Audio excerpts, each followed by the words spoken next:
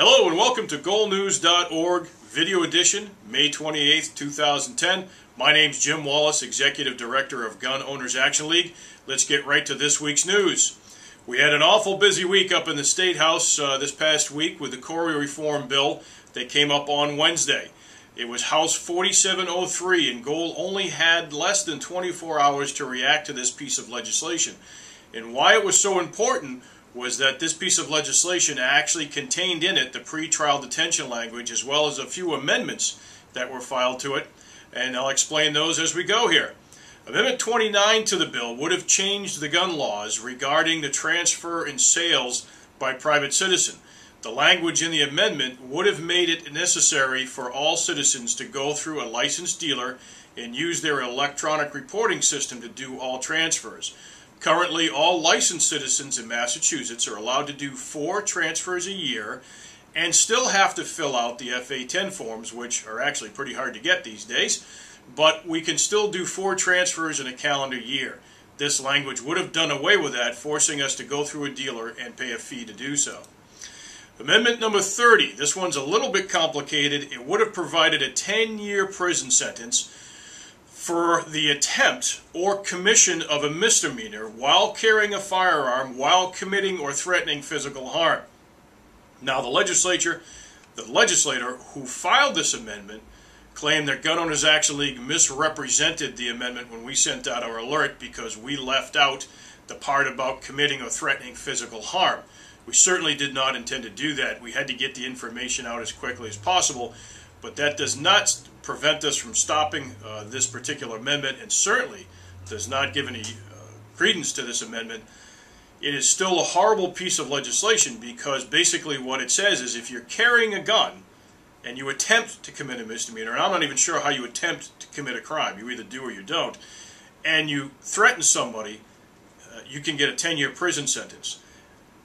The problem with that language is it's so broad, it could virtually mean that you yelled at somebody after a traffic accident and you happen to be carrying a gun on the way home from a range, and suddenly you're facing a 10-year prison sentence. It's unacceptable. I am very glad to say that both of those amendments were defeated during the debates on House 4703. The big fight came in the pretrial detention language in House 4703, and as our members know, we've been fighting this for some time since the Senate passed some similar language back in February. The original language of the bill in Section 113 would have allowed the courts to hold citizens without bail until trial for simple unlicensed possession of a handgun, a high-capacity weapon, or machine gun. Now, as we know, back in May of 2009, the Supreme Judicial Court of Massachusetts ruled against that and said that the court should not hold somebody for simple unlicensed possession unconnected to another crime.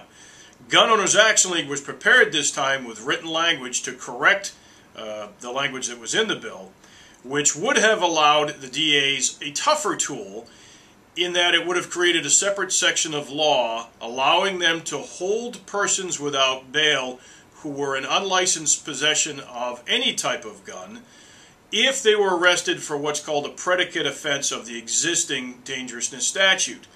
Unfortunately, the district attorneys fought that. They wanted more discretion.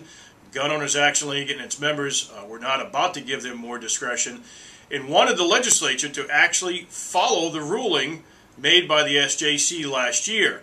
Unfortunately, the district attorney from Bristol County is trying to override that ruling. I'm not sure how he's going to do that, but that's his mission.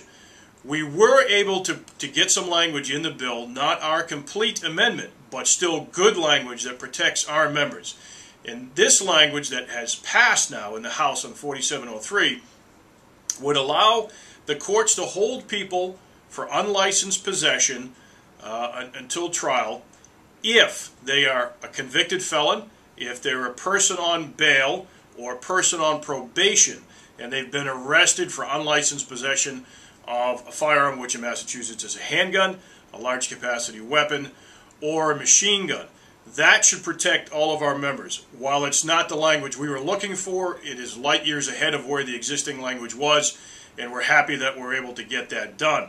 One confusing piece on that amendment, which members may be concerned about, is the last line, which says that provided, however, the Commonwealth may not move for an order of detention under this section based on a possession of a large capacity feeding device without simultaneous possession of a large capacity weapon. That's a lot of language, and basically what it meant was that if you were a convicted felon, a person on bail, or a person on probation, you could not be held as a dangerous person if you simply had the magazine in your possession.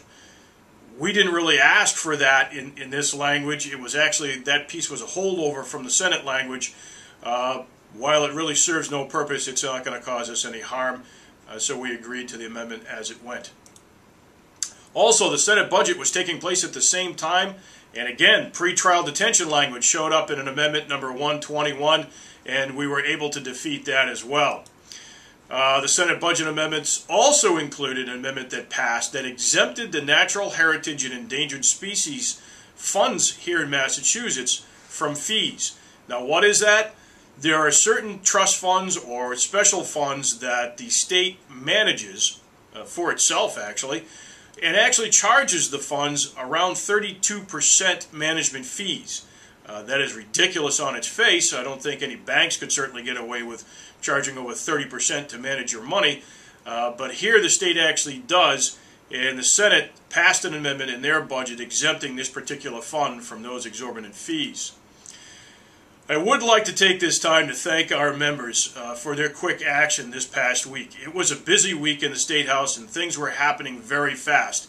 In some cases, we only had minutes to react to what was happening on the House or the Senate floor, and with our email alerts and phone calls, our members were able to react quickly to what was happening, and legislators would often come up to me in the hallways of the State House and say they got calls within minutes of alerts going out.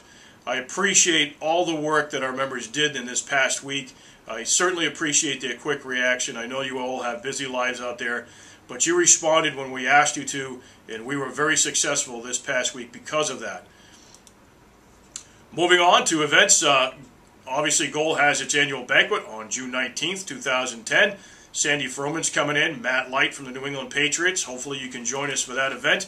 If you'd like to help us out, we have a spring raffle, Kittery Trading Post gift cards. We have 3 of them to give away. And if you want to buy tickets for that, you can go on the Goal store at shop.goal.org. And as we wrap up this week's goalnews.org video edition for May 28th, 2010, over the weekend, please take a moment to remember those who have died for the country and have sacrificed all for your freedom. Thank you very much, and we'll see you next week.